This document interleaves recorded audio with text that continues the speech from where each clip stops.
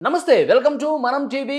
నా పేరు వలి. ప్రస్తుతం నాతో పాటు స్టూడియోలో ఉన్నారు మా పొలిటికల్ ఎడిటర్ గట్టా కార్తీక్ అండ్ ఆర్జే శేఖర్ భాష. రాష్ట్రం మీద కేసు నమోదైన దగ్గర నుంచి కూడా ఈ కేసులో అనేక మలుపులు, ట్విస్టులు చోటు చేసుకున్నాయి. వాస్తవాలు అందించే ఉద్దేశంతో, అంటే ఇన్వెస్టిగేటివ్ జర్నలిజంలో భాగంగా ఈ కేసు అసలు వాస్తవాలేంటి, అసలు ఏ సమయంలో ఏ కేసు నమోదైందన్న విషయాన్ని కూడా, ఎందుకంటే ఈ కేసులో మస్తాన్ సాయి ప్రస్తావన తరచుగా వస్తున్న నేపథ్యంలో అసలు మస్తాన్ సాయికి లావణ్యకి ఉన్న సంబంధం ఏంటి, దీన్ని కూడా మేము తెలుసుకునే ప్రయత్నం చేశాం. గుంటూరులో నమోదైన ఆ ఎఫ్ఐఆర్ కాపీని కూడా మేము సంపాదించి ఎక్స్క్లూజివ్గా రిపోర్ట్ చేసిన విషయం మీకు తెలిసిందే. అసలు లావణ్య చెప్తున్న దాంట్లో నిజాలు ఉన్నాయా లేవా, పూర్తిగా ఈ వీడియో చూడండి. ఈ వీడియోలో అసలు రాస్తున్న కేసుకు సంబంధించి అసలు వాస్తవాలు వెలికి తీసే ప్రయత్నం మనం టీవీ చేస్తోంది. ముందుగా కటాకర్తి, మనం గత కొన్ని రోజులుగా ఎక్స్క్లూజివ్గా సమాచారం తెప్పించుకుని మరీ వాస్తవాలు బయటపెడుతూ ఉన్నాం. సో ఇప్పటివరకు ఉన్న అప్డేట్స్కి సంబంధించి ఏం చెప్తారు? ఎస్, ఈ విషయాన్ని మొదటి నుంచి లావణ్య రాజతరణి మీద కేసు నమోదు చేసింది నార్సింగ్ పోలీస్ స్టేషన్లో. ఆ రోజు నుంచి ఈ కేసు ఉన్న వాస్తవాలు, ఎందుకంటే రాజతరణి అనేవాడు చిన్న వ్యక్తి కాదు, అనేక సినిమాలు తీశాడు, రాష్ట్రంలో సెలబ్రిటీ. సో అతని జీవితం మీద వచ్చిన ఒక అపవాద విషయంలో వాస్తవాలు ఏంటి, ఏం జరుగుంటది, రావణ్య చెప్తుంది 11 సంవత్సరాల సహజీవనం అని చెప్తుంది. ఆ 11 సంవత్సరాల సహజీవనంలో అసలు విషయాలు ఏంటి, రాజతరణి చెప్పినట్టు 2015 నుంచే వాళ్ళు విడిపోయారా, లేదు ఈ మధ్య కాలంలో 7 నెలల క్రితం మాత్రం వాళ్ళు విడిపోయారా, అసలు లావణ్యజీ రాజతరణి మధ్యలో మస్తాన్ సాయి ఎందుకు వచ్చారు, ఈ మస్తాన్ సాయిని తీసుకొచ్చింది ఎవరు, మస్తాన్ సాయికి లావణ్యకు ఉన్న రిలేషన్స్ ఏంటి, ఈ విషయాలన్నీ ఒక్కొక్కటిగా మనం చెప్పుకుంటూ వచ్చాం.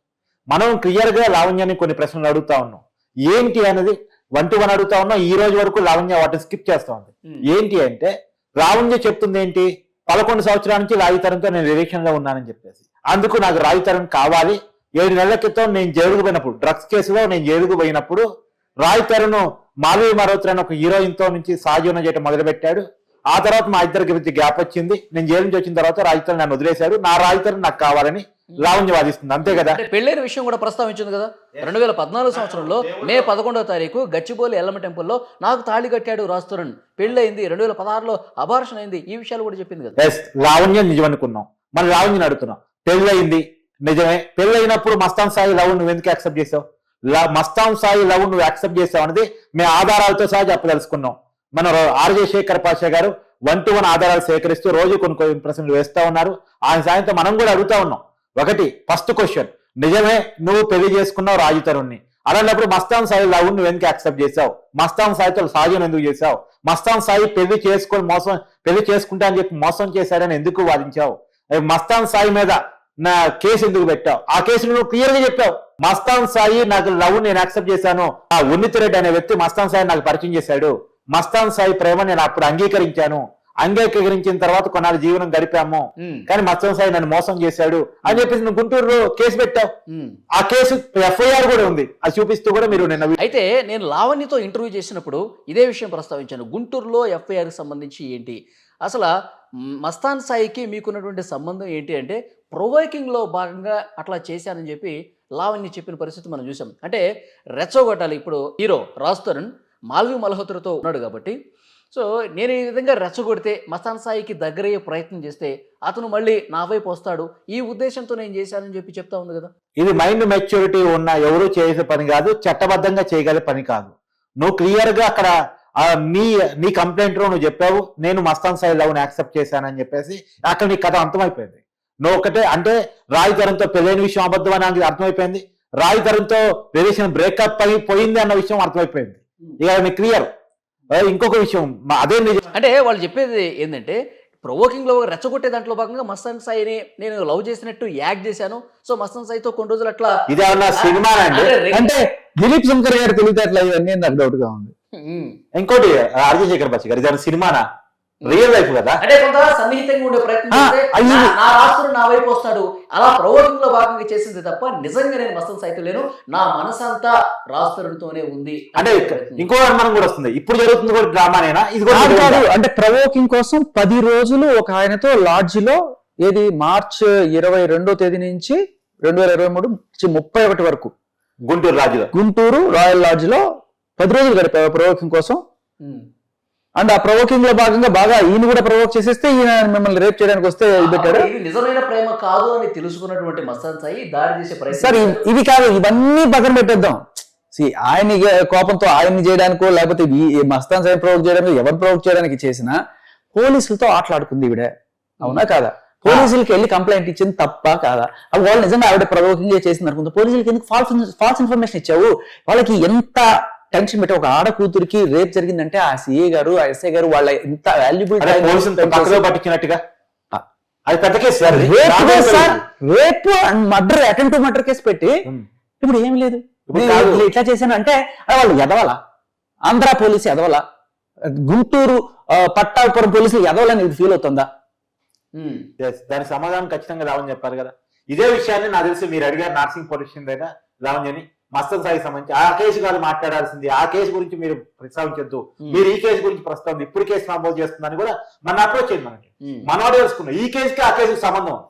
ఈ కేసుకి ఆ కేసుకి ఎందుకు సంబంధం ఉందంటే రాజతరంతో సహజీవనం ఉన్నాననుకుంటున్న సమయంలోనే మస్తాన్ సాయి లవ్ యాక్సెప్ట్ చేయటం, మస్తాన్ సాయి మీద ఫేర్ పెట్టడం, ఇదంతా ఈ 11 సంవత్సరాల లైఫ్ లోనే కదా, అది విడిగా లైఫ్ కాదు కదా.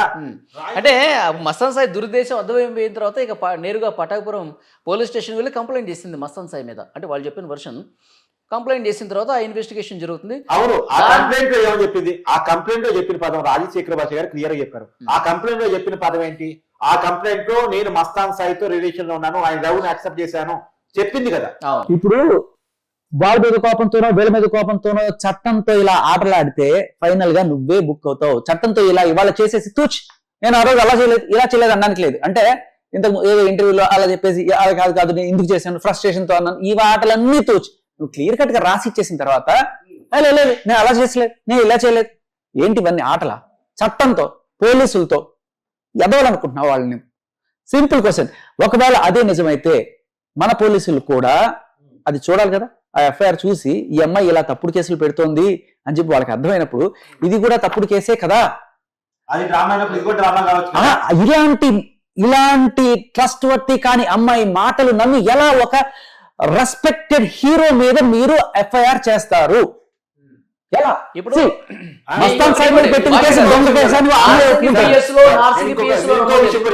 నిన్న నుంచి ఇష్యూ సైడ్ ట్రాక్ అవుతుంది. ఆ విషయం మీద కూడా మనం క్లారిటీ ఇవ్వాలి సార్. అందుకని ఎందుకంటే మాల్వి మరోత్రకు సంబంధించినటువంటి ఒక కేసుని బయటకు తీసి ఎప్పుడో యోగేష్ ప్రొడ్యూసర్ యోగేష్ తల్లి బయటకు వచ్చి ఆడియో రికార్డ్స్, అది 4 years కేసు అండి.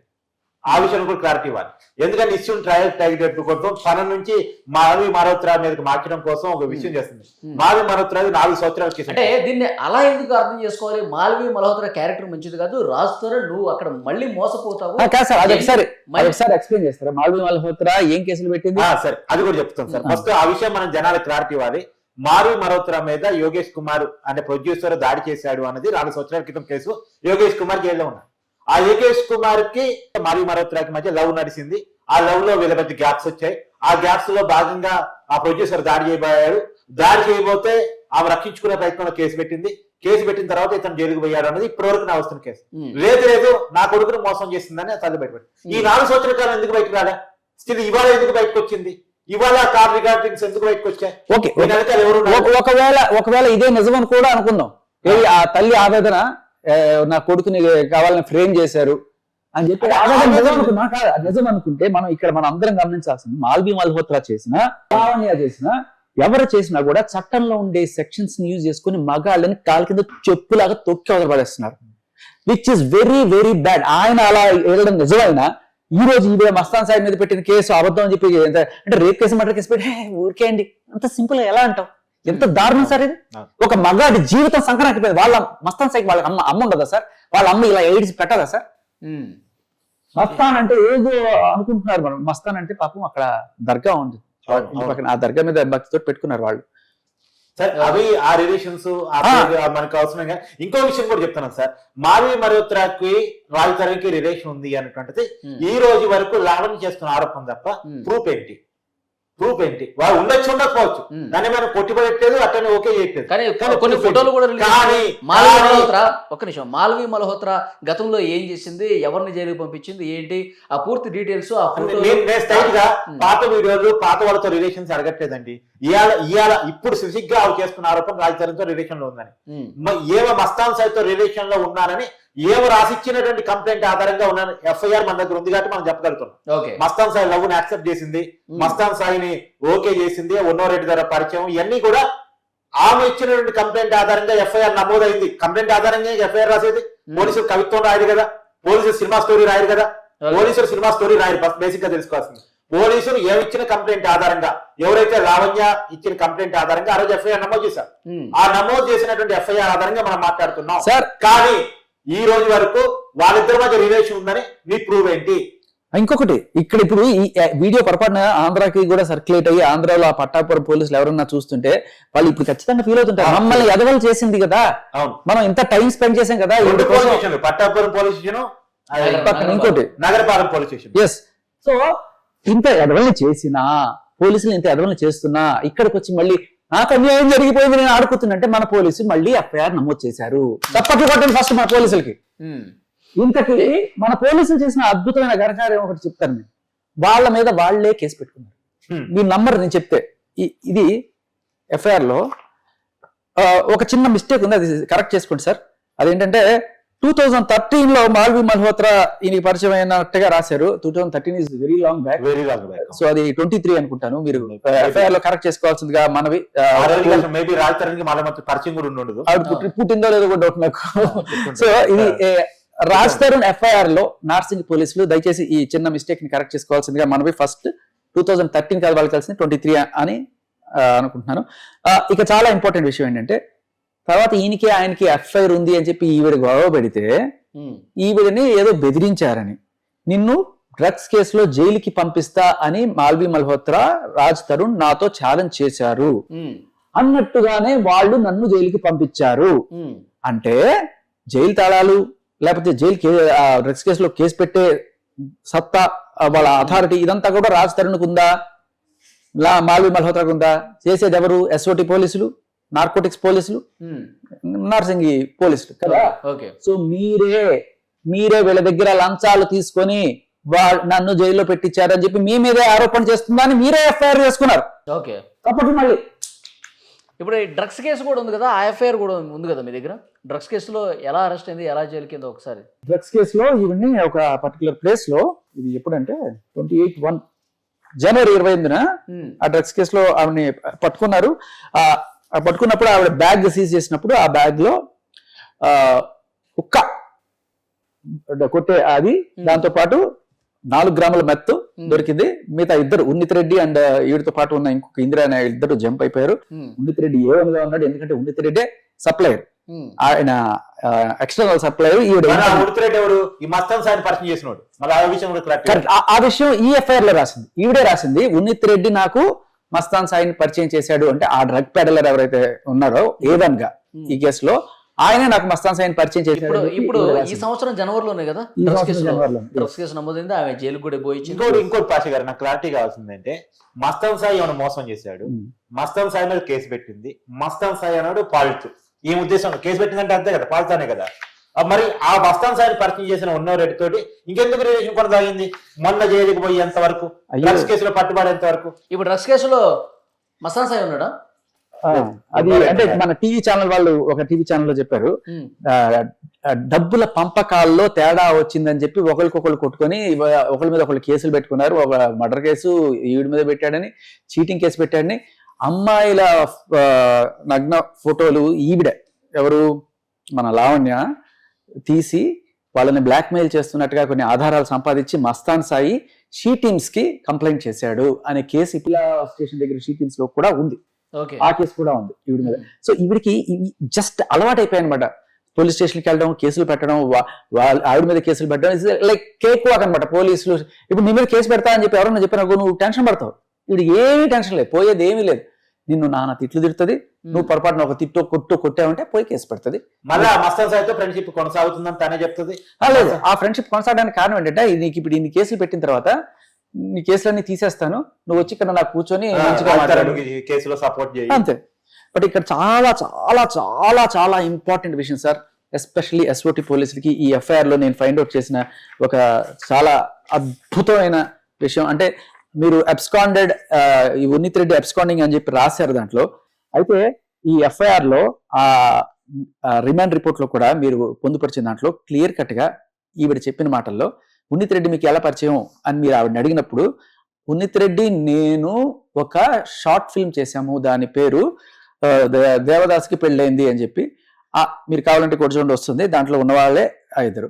అయితే నేను కింద ఆ టైటిల్స్ చూశాను. టైటిల్స్ చూసినప్పుడు ఈవిడ పేరు కనబడలేదు, ఆయన పేరు కనబడలేదు. అయితే మధ్యలో అన్విక అని కనబడింది.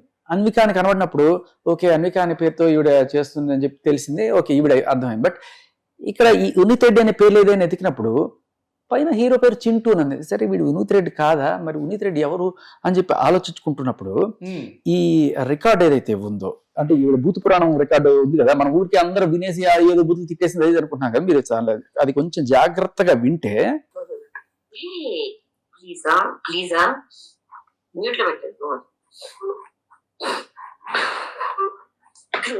తగలబెట్టిపోతే రాస్తారు నీ ఉద్యోగ గర్భాలు 13 లక్షలు ఒళ్ళు జమస్కరి నన్ను కొట్టుకో ఎందుకు కొడతావు? హలో కాలుతో కొడుతుంది రాస్తారు. మోసు పడి వాడి చింటూ మీద మోజుపడి వాడి అని కావాలని నేను అడగట్లేదు. నేను అన్నపూర్ణ స్టూడియోకి వెళ్ళాలి.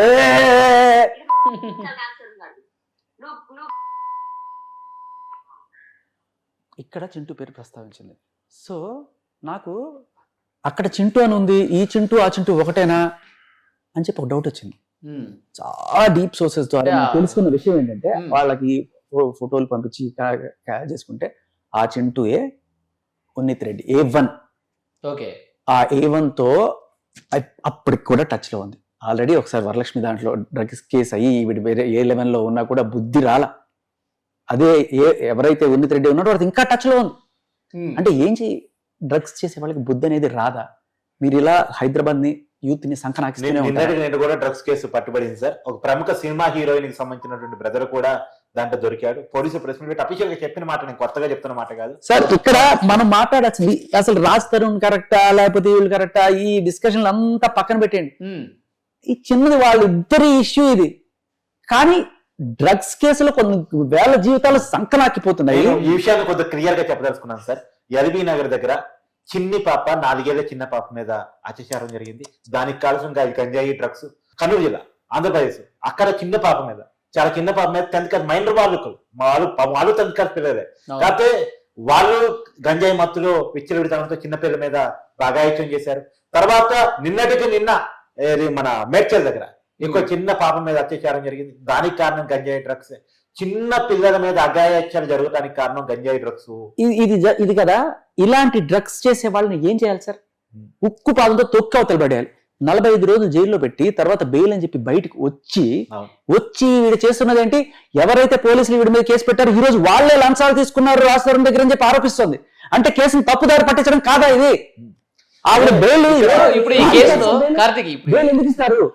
కేసుని ఏమార్చవు అని చెప్పి దీంతో ఇస్తారు. సాక్ష్యాలు తారుమారు చేయని దీంతో ఇస్తారు. ఇప్పుడు వచ్చి నువ్వు క్లియర్ కట్ గా పోలీసులు బ్లాక్మెయిల్ చేస్తున్నావు. నా కేసు నువ్వు తీసుకోకపోతే నేను సూసైడ్ చేసుకుంటా, నా కేసు నువ్వు తీసుకుంటే రేపటి నుంచి నిరాహార దీక్ష. ఈ ప్రెషర్ ఎవరి మీద కాదు, పోలీసులు కేసు పెట్టండి, అరెస్ట్ చేయండి, వాళ్ళని గూడుతో కొట్టండి. కరెక్ట్ భాష గారు. ఇప్పుడు లావణ్య డిమాండ్ ఏంటి? ఇప్పుడు ఏ కాస్ట్ తో ఈ ఫైట్ చేస్తుంది? చాలా మంచి క్వశ్చన్. అందరూ అనుకున్నట్టుగా కాకుండా మీకు ఒక చిన్న సెంటెన్స్ లో చెప్తాను. బాహుబలి సినిమా చూసారు కదా అందరూ? బాహుబలి సినిమాలో బల్లాల దేవుడికి ఒక టైం పాస్ ఉంటుంది. ఆయనకి ఆ అనుష్కని దేవసేనని ఆ బోన్ లో బంధించి రోజు కూడా నా చిత్రహింసలు చేస్తే కుక్క బిస్కెట్ లాగా పడేసి చేస్తుంటే సమ్మగా ఉంటుంది. ఆయన ఒక సైకో ఆనందం అనమాట. పొర్రపాటును ఇంచి కూడా నేను అతిశయోక్తి చెప్పట్లేదు. ఇలాంటి సైకోలు నిజంగానే ఉంటారు. ఈవిడ కూడా 45 రోజులు వెళ్ళి వచ్చేటప్పటికి నా ఇంట్లో 15 కుక్కలే ఉన్నాయి, నా 16వ కుక్క ఏది అని చెప్పి ఎత్తుక్కుంది. కనబల్లా ఎక్కడ్రా నా కుక్కను నాకు తెచ్చిపెట్టింది, నా కుక్కను తెచ్చిపెట్టకపోతే నేను ఎంత దూరమైనా వెళ్తాను. మనిషి అనేవాడు స్వేచ్ఛాజీవి. వండాలనుకుంటే ఉంటాడు, పోవాలనుకుంటే పోతాడు. కుక్క అనేది మనం కొనుక్కొని పెట్టుకోవచ్చు కదా. ఆవిడికి దాంతో సమానం. అందుకని కుక్కను కుట్టినట్టు కొట్టడమే కాదు, ఇది ఈ రోజు జరిగేది కాదు సార్. 7 ఏళ్ల నుంచి రాజ్ తరుణ్ చిత్రవధ అనుభవిస్తున్నాడు. కుక్కను కొట్టినట్టు కొట్టడం, బూతులు తిట్టడం, మూసుకుని ఉంటాడు. ఎందుకంటే తిరగబడి ఒక దెబ్బ కొడితే మస్తాన్ సై చేస్తే వాడి మీద ఎలాగైతే రేప్ కేసు, మర్డర్ కేసు పెట్టిందో అదే జరుగుతుంది. రాజ్ తరుణ్ మాత్రమే కదా సార్, వాళ్ళ ఇంటికి పొరపాటున వాళ్ళ అమ్మ నాన్న చూడడానికి వస్తే వాళ్ళని వాళ్ళ నాన్నని, వాళ్ళ అమ్మని, వాళ్ళ అమ్మతో చాకరీ చేయించడం, బూతులు తిట్టడం, ఏమన్నా వాళ్ళు పొరపాటు ఒకటంటే టీవీలు పగలగొట్టేయడం, అద్దాలు పగలగొట్టేయడం, అనాథగానే అనమాట. అంటే ఇప్పుడు ఈ స్టోరీ మనిషి ఒకళ్ళు ఉన్నారని మనం చూస్తే తప్ప చెప్పలేము. శేఖర్ భాషకి ఎట్లా తెలిసింది అంటే ఆడియన్స్ కూడా అనుకుంటారు కదా శేఖర్ భాషకి వాళ్ళ నాకు రాజ్ తరుణ్ ఫ్రెండ్, లావణ్య అత్తమామని నాకు రాజ్ తరుణ్ ఫ్రెండ్, ఆయన కొంతమంది ఫ్రెండ్స్ కూడా నాకు ఫ్రెండ్సే. అది రాజ్ తరుణ్ మీకు ఫ్రెండా? సరే, లావణ్య మనంటికి ఫోన్ చేసి మన వీడియోలు చూసి ఆమె ఫస్ట్ డైలాగ్ ఏంటంటే శేఖర్ భాష అసలు ఎవడు, శేఖర్ భాష అసలు 10 సంవత్సరాల నుంచి నేను రాజుని తెలుసు, మేము ఒక బంధంలో ఉన్నాము, నేను ఏ రోజు కూడా రాజుని ఫోన్ లో మాట్లాడటం కానీ, మమ్మల్ని కలవటం కానీ, రాజుని కలవటం కానీ నేను ఎప్పుడు చూడలేదు అన్నది. కరెక్ట్. ఆవిడ ఎయిమే అది.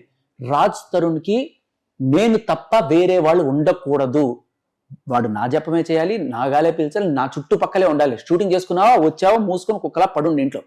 అంటే నేను అడుగుతా, నా అలకలు తీర్చాలి, నా రచ్చ చేస్తాను, రోజు నన్ను సౌందర్యిస్తా ఉండాలి. ఇక్కడ ఒక కొనసాగింపు ఆమె చెప్పింది ఏంటంటే, మీకు రాజ్ తరుణ్ అనే వ్యక్తికి శేఖర్ భాష అనేవాడు ఫ్రెండ్ అనేవాడు లేడు, నాకు తెలియని ఫ్రెండ్ 11 సంవత్సరాలు ఇంకెవరు ఉన్నారు. అక్కడికే వస్తున్నా సార్, అక్కడికే వస్తున్నా, దానికే క్లారిటీ ఇస్తున్నా. సో ఈవిడ ఏంటంటే ఆయన ఫ్రెండ్స్ ఎవరైనా సరే మొత్తం వాళ్ళకి ఫోన్ చేసేస్తుంది వెంటనే. రాజ్ తరుణ్కి ఎందుకు ఫోన్ చేస్తున్నావు, అమ్మాయిలు అయితే వాడు ఫోన్ చేసి వాడు నా వాడు, వాడికి ఎందుకు ఫోన్ చేస్తున్నావు, ప్రతి ఒక్కరికి ఫోన్ చేసి ఏ రకమైన ఫ్రెండ్ అనేవాడు ఉండకుండా చేయడమే అది లక్షణం. ఇది నిజంగా ఒక సైకో లక్షణం. నేను చెప్పట్లా, మీరు అందరూ కూడా ఊరికే రాజ్ తరుణ్ కాల్ వినేసి అలా వదిలేశారు, అది అక్షర సత్యం. ప్రతి రోజు రాజ్ తరుణ్ అనుభవిస్తుంది. నాకు ఫ్రెండ్స్ అనేవాళ్ళు ఇంట్లో విషయాలు కూడా మీకు. కానీ రాజ్ తరుణ్ షూటింగ్ వచ్చినప్పుడు ఆవిడ ఆయనతో రాదు, రాజ్ తరుణ్ FM కి ఇంటర్వ్యూకి వచ్చినప్పుడు ఆవిడ రాదు. ఎందుకంటే ఆవిడ ఎక్కడో ఇంట్లో ఉంటుంది, లేకపోతే ఇక అండ్ ఆవిడ అలా అని ఆవిడ మాత్రం ఖాళీగా ఉండదు. రాజ్ తరుణ్ ఇంట్లో ఒక్కడే ఉండాలి, వాళ్ళ అమ్మ నాన్న కూడా ఉండద్దు, ఎవ్వరు ఉండద్దు, ఇక్కడే ఉండాలి. ఈవిడ మాత్రం ఫ్యామిలీలో ఉన్న ఈ విషయాలు కూడా శేఖర్ భాషకి ఎట్లా తెలిసినాయి? అంటే రాజ్ తరుణ్ మీకు షేర్ చేసుకున్నాడా? అంటే ఈ కేసు నమోదైన తర్వాత మీరు రెగ్యులర్ గా టచ్ లోకి వెళ్ళి ఈ విషయాలన్నీ సేకరించారా, లేక మీకు ముందే తెలుసా? ఎందుకంటే రాజ్ తరుణ్ మదర్ ఫాదర్ ను కూడా చాలా దారుణంగా ప్రవర్తిస్తుంది లావణ్య అంటున్నారు కదా, అందుకు అడుగుతున్నాను నేను. మీకు అది నేను వినిపిస్తాను. ఎందుకంటే నా బాధ ఎవరికి చెప్పుకోలేను కదా, నాకు ఎవడు లేడు నీ వల్ల, నీ పుణ్యం అని చెప్పి. నేను ఎవరిదే ఫ్రెండ్ అంటే ఫస్ట్ ఆడికి ఫోన్ చేసి నీ ఫ్రెండ్స్ ఇప్పుడు మాడాను నేను. ఒకసారి చెప్పండి వద్దురా, ఇవన్నీ వద్దు. ఇప్పుడు కూర్చొని నాకు సంబంధం లేదు అంటున్నావు, ఏ రోజు లేదు నాకు కదా, ఏ రోజు లేదు కదా, ఇప్పుడు కూడా లేదు కదా. వద్దు మరి, నా బతుకువచ్చు కదా, నిన్ను ఎక్కడ ఇప్పుడు కూడా లేదు కదా, మరి నేను ఎక్కడ ప్రాబ్లం చేశాను నీకు? అది నువ్వు ఉన్నా లేకపోయినా, రిలేషన్లో ఉన్నా లేకపోయినా ఇంట్లో పడుండు. నా 16వ కుక్క నువ్వు ఇంట్లో పడుండు, లేదా పెంట చేసేస్తా, కేసు పెడతా, మీడియా ముందుకు వస్తా, రచ్చ చేస్తా, సూసైడ్ అటెంప్ట్ చేసుకుంటా. ఇప్పుడు ఏమి చేసినా నువ్వు రాట్లా, ఏమి చేసినా నర్రాలు తెగిపోతున్నాయి. అక్కడ ఏం చేసినా రావట్లేదు. రాస్తాను ఎక్కడున్నాడో తెలియదు, తెలిస్తే వెళ్ళిపోయి అక్కడ కూర్చుంటుంది, అక్కడ కూర్చొని ధర్నా చేస్తుంది. వాళ్ళ అమ్మ వాళ్ళు ఎక్కడ ఉండాలంటే అక్కడికి వెళ్ళిపోద్ది. పెంట చేయడం ఆవిడకి అలవాటు. ఇది నేను చెప్పడం కాదు, ఆవిడ అలా చేస్తుంది అన్నానికి ఇంకొక ప్రూఫ్ కూడా అనిపిస్తాను. నేను 4 ఏళ్ల క్రితం రాజ్ తరుణ్ యాక్సిడెంట్ జరిగినప్పుడు ఆ టైంలో ఎవడో రాజ్ తరుణ్ వీడియో తీసి నేను ఇది నెట్లో పెడతాను, నువ్వు నాకు డబ్బులు ఇస్తావా అని చెప్పి ఏదో బేరసారాలు రాజా రవీంద్ర ఆయన మేనేజర్ తోటి మాట్లాడుకున్నాడు అన్న టాప్ వచ్చిన టైంలో చాలా మందికి తెలియదు ఈ విషయం జరిగింది.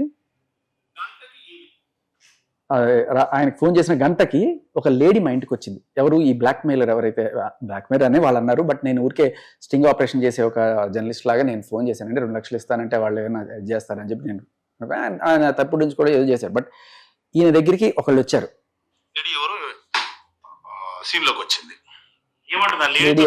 సంభాషణ. అమ్మో, ఆమె ఫస్ట్ మా సొసైటీలోకి వచ్చేసింది. నేను ఎక్కడైతే నివసిస్తున్నానో బిగోనియా హోమ్స్ అనే దాంట్లో అక్కడికి వచ్చేసి గేట్ వాచ్మెన్ భయభ్రాంతులు చేసేసింది. ఇష్టప్రకంగా తిట్టడం, ఇష్టప్రకంగా మాట్లాడటం. ఏంటి అల్టిమేట్లీ నేను ఆమె 100 బూతులు తిట్టిన, అమ్మ నా బూతులు తిట్టింది, 100 బూతులు తిట్టింది, అయినా కానీ సేమ్ అదే కాల్ మన కాల్లో అదే విన్నాం. మీకేం కావాలండి, మీకేం కావాలి? నువ్వు బ్లాక్ మెయిల్ చేసినావు, నువ్వు 3 లక్షలు అడిగినావు, దట్ వాజ్ మై ట్రాప్. 3 లక్షలు అడిగినావు, ఎస్ వెరీ గుడ్, 3 లక్షలు అడిగినా, ఓకే వెల్ అండ్ ఫైన్. నేనేమన్నా నేనేం అడగలేదు.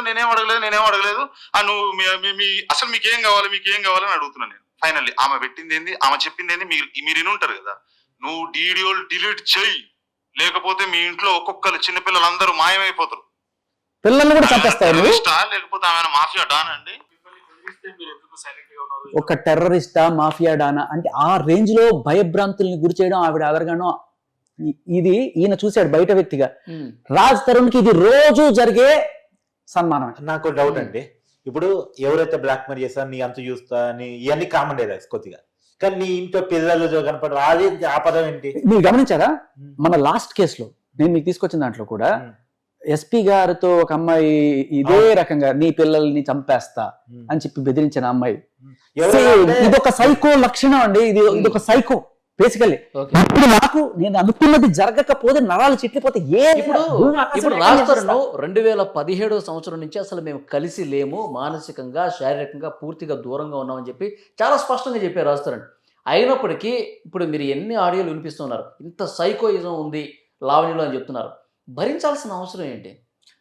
మీకు అర్థం కాలేదా? అదే బయటికి వెళ్తారు. ఇప్పుడు జరుగుతున్నది ఏంటి సార్, రాజ్ తరుణ్ భరించలేక బయటకు వచ్చాడు. ఇప్పుడు అదే జరుగుతోంది. బయటకు వస్తే ఏం జరుగుతుందో ఆవిడ ఆ రోజు బెదిరించింది, భయపడ్డానా. ఇప్పుడు ఆమె పెళ్ళయింది అంటుంది కదా, పెళ్ళి అయిపోయింది అంటుంది కదా 2014లో గచ్చిబౌలి టెంపుల్లో. అంటే విడాకుల ప్రాసెస్ ఎందుకు జరగలేదు? సార్ మీరు ఒకటి అడిగి ఎక్కడెక్కడికో వెళ్ళిపోతున్నారు, కంప్లీట్ చేయండి. చెప్పండి. బెదిరించి భయపెట్టి ఇన్నాళ్ళు కుక్కలాగా ట్రీట్ చేసి ఉంచుకుంది రాజ్ తరుణ్. బయట పడలేక కుళ్ళిపోయి మనసులోనే బాధపడి కుంగిపోయి సూసైడ్ టెండెన్సీలు కూడా వచ్చేసి వీళ్ళలాగా డ్రామాలు ఆడడం చేత కాదుగా పాపం అమాయకుడు, భయంతోనే బతుకున్నాడు. ఈ రోజున ఇంకా తట్టుకోలేని స్టేజ్ లో బయటకు వచ్చేసాడు. ఇంకొకటి ఏంటంటే డ్రగ్స్ కేసులో ఇరుక్కున్న తర్వాత ఎక్కడ బయటకు వచ్చి ఈమె కేసు పెట్టిన తర్వాత కదా మాట్లాడటం బయటకు వచ్చాడు అంటే ఆ విల్లాలో ఆ ఇంట్లో ఉండలేక, ఆ ఇంట్లో ఎప్పటి నుంచో ఈవిడతో సపరేట్ గా ఉన్నా కూడా ఆ పైనింట్లో ఈవిడ ఉంటది, కిందింట్లో అయినా కూడా టార్చర్ చేస్తూనే ఉంటది అనమాట. నాకు ఒకేది రోజు నేను టార్చర్ చేసుకోకపోతే నాకు లిటరలీ నేను ఏమి అతిశయోక్తి చెప్పట్లేదు, ఇది నిజం. రాజ్ తరుణ్ వచ్చిన తర్వాత ఆయన నోటి గుండా ఈ మాట వినకపోతే కాదండి. ఇప్పుడు పిటిషన్ వేసాడని మనం వింటూ ఉన్నాం సార్. శేఖర్ భాష గారు నా ఇల్లు నాకు కావాలి, నా ఇంట్లో. అవును, అఫ్ కోర్స్. ఇప్పుడు అంటే ఎంత భయంతో వణుకుతున్నారు సార్ వాళ్ళ అమ్మ నాన్న కానీ ఆయన కానీ. ఆవిడ అక్కడ ఈయన కొనుక్కున్న సొంతార్జితంతో ఉన్న ఇంట్లో దర్జాగా ఉంటుందా? ఈయన ఎక్కడో పోయి దాక్కొని బతుకుతున్నాడా? ఏం కర్మ సార్? ఎందుకని ఇంత భయపడాలి? చస్తా ఈ రేంజ్ లో ఉంటుంది. మీరు ఊహించలేరా అదరగండం. మీరు ప్రత్యక్షంగా చూసారా? వినిపించా కదా మీకు. సార్ నేను ఒక ఇన్వెస్టిగేషన్ చేసినప్పుడు బయట ఆధారాలు మాత్రమే నేను మీకు చూపిస్తున్నాను, మీకు ఇంకా చూపించగలను. ఇదే క్వశ్చన్ లావణ్య అడిగింది. శేఖర్ భాష ఏమన్నా మా రూమ్ లో తొంగి చూసాడా? ఏదో డ్రగ్స్ తీసుకున్న వాళ్ళు చాలా సైకోయిజంగా బిహేవియర్ చేస్తారని చెప్తా ఉన్నాడు. నేను డ్రగ్స్ తీసుకోవటం కానీ, మేము కలిసి మందు కొట్టడం కానీ, నేను పిచ్చి చేష్టలు చేయటం కానీ లైవ్ లో చూసాడా? వాడికి ఏం రైట్ ఉందని చెప్పి. కరెక్ట్. ఈయన పేరు కార్తిక్, బొగోని అనే అపార్ట్మెంట్ ఏదో పేరు చెప్పాడు. అక్కడికి వెళ్ళండి, ఆయన దొరుకుతాడు. అక్కడ ఆ రోజున సీసీ ఫుటేజ్ కూడా మీకు దొరుకుతుంది. కార్తిక్ ఈయన పేరు. వెళ్ళారండి. కార్తిక్ అని మళ్ళీ వాళ్ళ తమ్ముడు అనుకున్నారు. వాళ్ళ తమ్ముడు అడిగినా అదే చెప్తాడు. బట్ అఫ్ కోర్స్ అక్క కోసం అని చెప్పి ఆగుతాడేమో కానీ అందరికీ తెలిసిన నగ్న సత్యం అది. వాళ్ళ ఫ్యామిలీలో వాళ్ళ అమ్మ వాళ్ళకి తెలుసు, వీళ్ళ అమ్మ వాళ్ళకి తెలుసు, వాళ్ళ తమ్ముడికి తెలుసు. కానీ ఎవరి గేమ్ వాళ్ళు ఆడుతున్నారు తప్ప నిజంగా వచ్చి బయటికి చెప్పే దమ్ము లేదు ఎవరికి. ఎందుకంటే అదరగానే తట్టుకోలేరు. నాకు థ్రెట్స్ వస్తున్నాయని మీకు విషయం తెలుసా అసలు? మీకా ఏమంటున్నారు? ఏదో రకంగా ఇండైరెక్ట్ గా అనమాట. అదే అంటున్నా. ఇప్పుడు చెప్పండి. అంటే మీరు మన టీవీలో చెప్తా ఉన్నారు లావణ్య విషయాలన్నీ కూడా ఆమె ఎట్లా బిహేవ్ చేస్తుంది, ఫ్యామిలీ ఉందా, వీడి ఫ్యామిలీ ఏం చేస్తుంది, ఇలాంటివన్నీ ఎంక్వైరీ చేస్తున్నారు. అంటే ఈవిడ ఇందాక ఒక మాట ఉంది, పిల్లల్ని కూడా మాయం చేస్తానని చెప్పి. నాకు అప్పటి నుంచి కొంచెం భయం వేస్తుంది. సార్ నేను ఇలాంటి వాళ్ళని దయచేసి జనజీవన స్రవంతిలో ఉండడానికి అర్హులు కాదు సార్ వీళ్ళు. వీళ్ళు నిజంగా ఒక సైకోతో ఒక మొత్తం అడ్రస్ క్రియేట్ చేస్తూ వాళ్ళ కేసుల నుంచి తప్పించుకోవడానికి, అరే ఒక డ్రగ్ అడిక్ట్ బిహేవియర్ లో ఇంతకన్నా మనం ఎట్లా ఎక్స్పెక్ట్ చేస్తాం? క్లియర్ కట్ గా మీకు ఇంత కనబడుతుంది. ఇప్పుడు నేను తాగేసి ఉన్నాను, ఫ్రస్ట్రేషన్ రోజు ఉంటది, రోజు ఫ్రస్ట్రేషన్ ఉంటుంది, రోజు తాగుతుంది. అయితే భరించాలా జనాలు? ఇంకొకటి 2015 నుంచి దూరంగా ఉన్నారు కదా, విడాకులు దాన్ని ఎందుకు అంత సీరియస్ గా తీసుకోలేదు? అంటే పెళ్లి అయితేనే కదా, అయితేనే కదా. ఓకే, నాకు అర్థమైంది, క్వశ్చన్ అర్థమైంది. పెళ్లి అయితేనే కదా, కానీ ఇప్పుడు ఎఫ్ఐఆర్ లో పెళ్లి ప్రస్తావన తీసుకొచ్చింది, అపార్షన్ ప్రస్తావన తీసుకొచ్చింది. ఒకనొక టైంలో ఈయన 27 ఏళ్ళు వచ్చిన తర్వాత పెళ్లి చేసుకుందాం అనుకున్నాడు, ఇద్దరు కూడా అనుకున్నారు. కానీ ఈవిడే ఆపిందట. ఎందుకు, నీకు మంచి క్రేజ్ లో ఉన్నావు, నువ్వు ఇప్పుడు పెళ్లి చేసుకున్న అవసరం ఇమేజ్ పోగొట్టుకోకని చెప్పి అప్పుడప్పుడు కొంచెం మంచి మాటలు కూడా చెప్తా ఉంటది. అలా అని అది కారణం. ఇప్పుడు ఈయన మీద గొడవకి వెళ్ళింది ఆయన మీద ప్రేమతోటే, కానీ ఆ ప్రేమను మనం తట్టుకోలేము సార్. మనుషులకు అర్థం కావడానికి ఇది మానవ ప్రేమ కాదు. అందుకని ఇప్పుడు ఎవడైనా సరే సార్, అంటే ఈ మీడియా కూడా ఎంత పిచ్చి నేను పాపం లాయర్ గారిని కూడా అదే అంటున్నాను. ఇప్పుడు ఒకడు వద్దు అంటే ఏ న్యాయం, ఏ చట్టం వాడిని లేదు, ఈ సైకోతో నువ్వు బలవంతంగానే కాపురం చేయి, ఈ డగ్ ఎడిక్తో నువ్వు కాపురం చేయాల్సిందని ఏ చట్టం, ఏ న్యాయం పోరదు కదా. సార్ నా వల్ల చేస్తాను, నేను వెళ్ళలేదు, చంపేస్తాను సార్, పోవాల్సిందే, పో నా దగ్గర అంటారు ఎవరన్నా. కార్తీక్ గారు, ఈ వీడియోని మనం ఇండస్ట్రీలో అందరు డైరెక్టర్లు పంపిద్దాం. నీకు ఇష్టం లేకపోతే ఎంతో కొంత ఇచ్చి వదిలించుకోవాలని చెప్పేవాళ్ళు ఉంటారు తప్ప రావాల్సిందే పో వాటితో కాపురం చేయండి సార్, చంపేస్తాను సార్ అని చెప్పేస్తాను సార్ అంటే వాళ్ళు ఎట్లా బిహేవ్ చేస్తారో యాక్టింగ్ చేసి మరి చూపిస్తున్నారు. అంటే విషయం ఏంటంటే ఆర్జే శేఖర్ భాష గారితో అంటే ఇన్ని రోజులుగా మనం వీడియోస్ చేస్తున్నాం, మనం చూస్తుంది ఏంటంటే అతను యాక్ట్ చేసి చూపించిన ద్వారా జనానికి అర్థమైపోవాలి. జనం ఒక విషయం ఏంటంటే ఆయన ఒక స్లైడ్ తీసుకున్నారు, ఏంటి అంటే బాధింపబడుతున్న వాళ్ళ తరఫున ఉండాలి. ఇక్కడ రాయితర్ అనే ఒక బాధితుడిగా తను చూశారు, ఆ బాధితుడి పక్షాన వాయిస్ గా మారారు. మీరు చూసే ఉంటారు సహజంగా మీడియాగా మనగా ఈవెన్ నేను కూడా ఏంటంటే ఉమెన్ పక్షంగా ఉంటాను, జనరల్ గా ఉంటాను. ఈయన అదే మాట్లాడారు, ఇవాళ నేను ఆధారాలు చూపించిన తర్వాత కదా ఈయన ఫర్గా మాట్లాడుతున్నారు. సహజంగా కూడా ఉమెన్ కి ఫేవర్ గానే ఉంటే ఉమెన్ చెప్పిందే వింటాం. అదే క్రమంలో ఎవరి మీద దాడి చేసిన దాని తప్పు, ఉమెన్ తప్పు చేసినంత మాత్రాన తప్పు అనకుండా ఉన్నాం. కానీ కాలక్రమంలో ఆధారాలు తేలిన తర్వాత మాత్రమే మాట్లాడుకుంటాం. ముందుగా ఆడ మనిషి పక్షాన్ని కొంత పక్షపాతంగా ఉంటారు, కానీ అసలు వాస్తవాలు ఏంటో తెలుసుకోవాలి. ఏ కేసు అయినా సరే ముందు ఎవరి వైపు నిలబడ్డా సరే అసలు వాస్తవాలేంటి, నిజాలేంటి, ఏం జరిగింది, ఇవన్నీ కూడా తెలుసుకోవాలి. ఇప్పుడు మనం క్లియర్ గా ఆధారాలు లేకుండా మాట్లాడింది కాదు. ఇప్పుడు మస్తాన్ సాయితో ఎఫ్ఐఆర్ అనేటువంటిది ఏమో చెప్పబడుతున్నా, లావణ్య చెప్పబడుతున్న ఈ 11 సంవత్సరాల సాజీవన మధ్యలో జరిగిందేగా ఇది. ఇది కొత్తగా రాజధాని పరిచయం కాకముందు జరుగుంటే మనకు అనవసరం. రాజతరంతో నేను రిలేషన్ లో ఉన్నాను ఇన్ని సంవత్సరాలుగా చెప్పబడుతుంది. ఇప్పటికీ నా రాష్ట్రం నాకే కావాలని చెప్తూ గత సంవత్సరం 16వ కుక్క ఏప్రిల్లో జరిగిన 16వ కుక్క కాదు, మనిషి స్వేచ్ఛాజీవి, వాడు ఉండాలనుకుంటే ఉంటాడు, ఉండకపోతే ఉండకపోయినప్పుడు బలవంతంగా ఏ కోర్టు, ఏ మీడియా నువ్వు చచ్చినా రానంటే రాలేడు. Nobody has a right.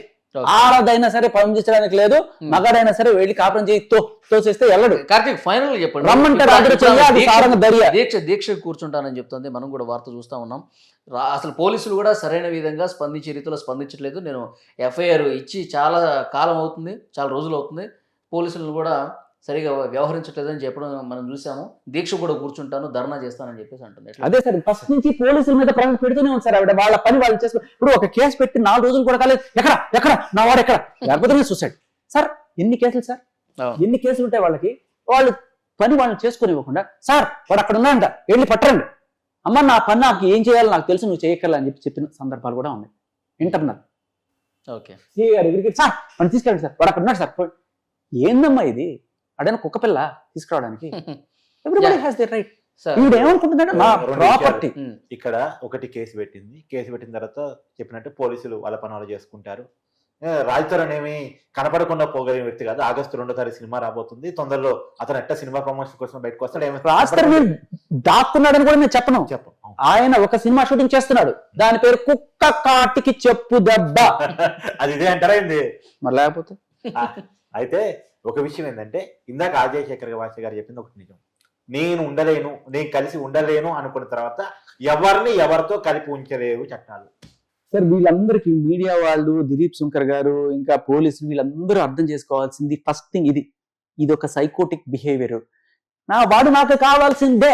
అమ్మా చట్టాలు ఏమి చేయలేవమ్మా, మీడియా ఏం చేయలేదమ్మా, అయినా కూడా వీళ్ళు ఇది తెలిసి కూడా మహా అయితే ఏం చేయగలరు, డబ్బులు ఇప్పించగలరు.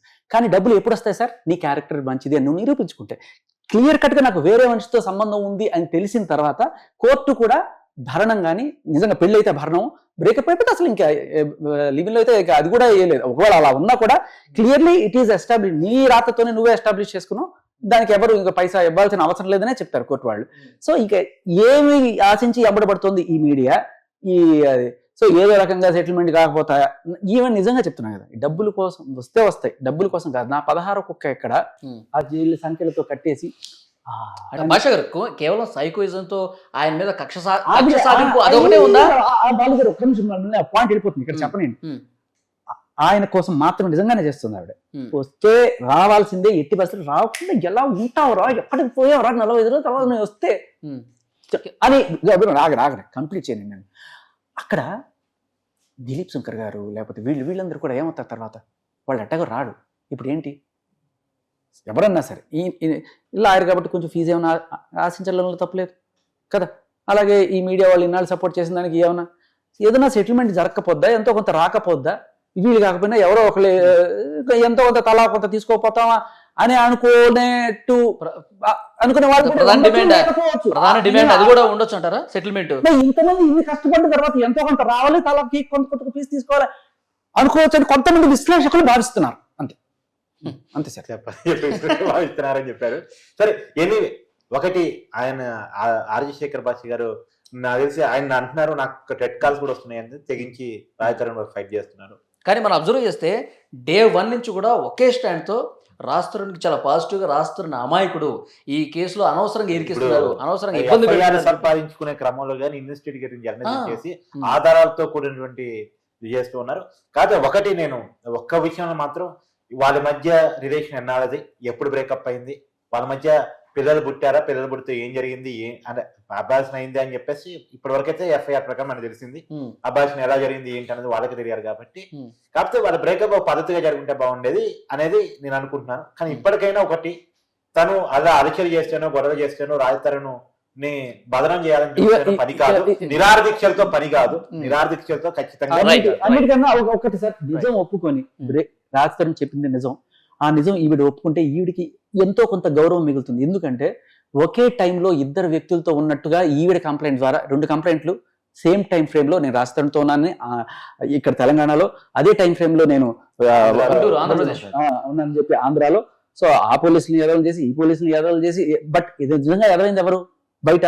ఇద్దరితో ఒకటేసారి సహజీవనం చేసావా నువ్వు అని చెప్పంటే ఎంత ఒక ఆడపిల్లకి ఎంత అసహ్యంగా ఉంటుంది సార్. అది ఎవరు చెప్తున్నారు? ఆవిడ చెప్పుకుంటుంది. ఇప్పుడు బయటికి ఇప్పటికైనా వచ్చి, అమ్మా నేను చేసినవన్నీ తప్పులు, నేను నిజంగా జరిగింది ఇది, అసలుతో నన్ను ఎవరు కూడా అలా తప్పుగా అపార్థం చేసుకోకండి, నేను ఇద్దరు మనుషులతో ఒకటే టైంలో ఉండే టైపు కాదు అని చెప్తే కనీసం కుచ్ గౌరవం బచ్తా హై ఆప్కో. ముక్కు నేలకు రాసి క్షమాపణ చెప్పి ఇది చెప్పాలి. అంటే ఈ 2 కేసుల కంటే కూడా ఇందాక వరి చెప్పారు ఒక స్టేట్మెంట్, నేను అడిగితే ఎక్కువ చెప్పింది ప్రూవింగ్ కోసం పెట్టానని చెప్పేసి, అది ఇంకా పెద్ద కేసు అవుతుంది, రివర్స్ కేసు అవుతుంది. అన్ని అదే సార్, పోలీసులు తప్పుదో పట్టించేవి అని ఇప్పటికీ కూడా ఆమె చేస్తుంది అదే. ఓకే మొత్తానికి అయితే లావణ్య ఇంకా నా రాస్తరుణ్ నాకు కావాలి, రాస్తరుణ్ణి తీసుకురండి అని చెప్పి అవసరమైతే దీక్ష కూడా కూర్చుంటా, పోలీసులు సరైన విధంగా స్పందించలేదని చెప్పి లావణ్య చెప్తున్నారు. దీక్ష చేస్తాను, నిరాహార దీక్ష చేస్తానని చెప్పేసి అన్నారు.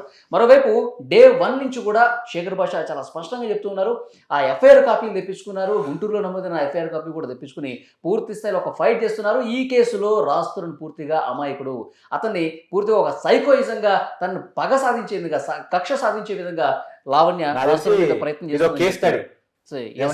చూద్దాం ఇక నెక్స్ట్ ఫర్దర్ స్టడీస్ ఏ విధంగా ఉంటాయి. 18వ తారీఖు లోపు రాస్తరుణ్ణి నార్సింగ్ పోలీసులు విచారణకు రావాలని చెప్పి చాలా స్పష్టంగా నోటీసులు కూడా పేర్కొన్నారు. ఇంకా ఫర్దర్ గా ఎలాంటి అప్డేట్స్ ఉంటాయి కూడా చూడాల్సిన అవసరం కనిపిస్తుంది. దర్యాప్తు